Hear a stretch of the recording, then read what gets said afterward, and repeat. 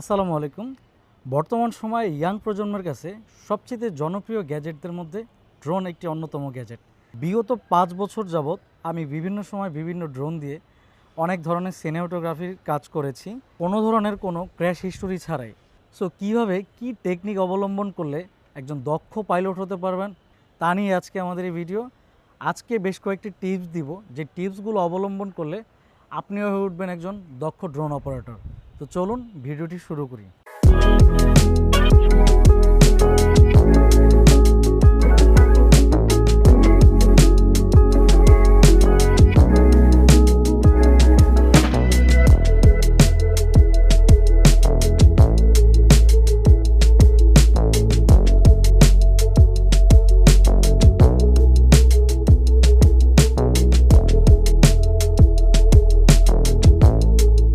So প্রথমেই আপনি ড্রোনটির ব্যাটারিতে পর্যাপ্ত চার্জ আছে কিনা তা চেক করবেন।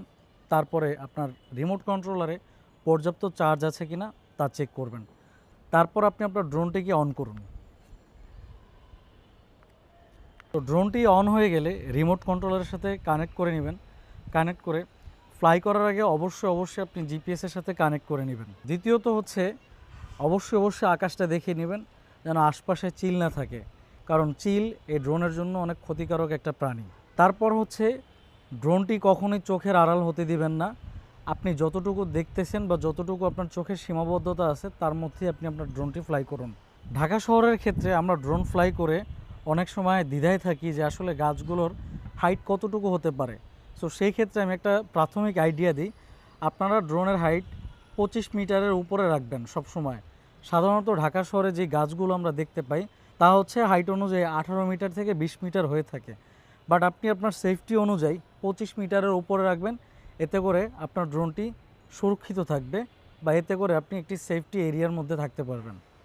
সো অনেক সময় হয় কি, আমরা ড্রোনটি আমাদের চোখের আয়ত্তের বাইরে নিয়ে যাই এবং আমরা বুঝতে পারি না আমরা কোথায় আছি আর ড্রোনটি কোথায় আছে।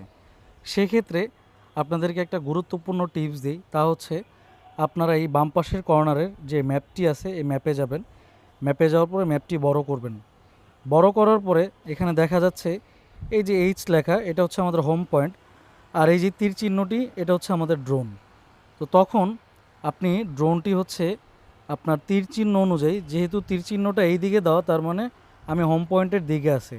এটা যদি এই দিকে থাকতো তার মানে ড্রোনটি হোম পয়েন্টের উল্টো দিকে আছে।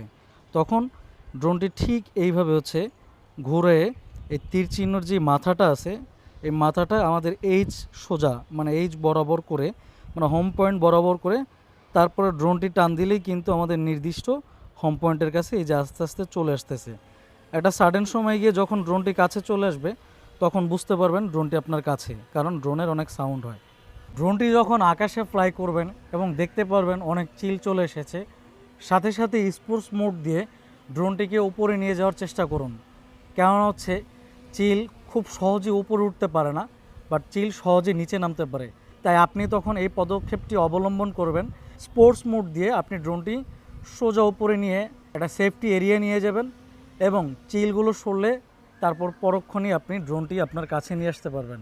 তারপরে হচ্ছে কখনোই আশপাশের মানুষের কথা শুনে ড্রোনটি দূরে নেবেন না, বা অনেকেই বলবে অনেক দূরে নেন, আমাদের এলাকায় নেন, ওই এলাকায় নেন।